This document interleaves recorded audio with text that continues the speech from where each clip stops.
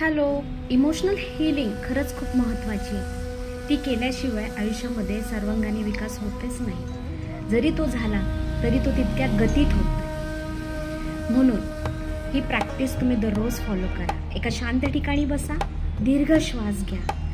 तुम्ही जर प्रत्येक अनुभव संवेदनेतून अनुभव घेत असाल म्हणजेच तुम्ही संवेदनशील आहात. याचा अर्थ तुम्ही वीक नाही आहात, तुम्ही माणूस आहात.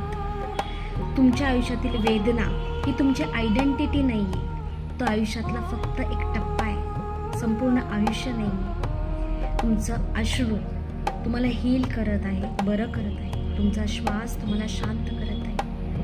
ज्यांनी तुम्हाला दुखावलं त्यांना जाऊ द्या. ज्यांनी तुम्हाला मजबूत केलं त्यांना जपा.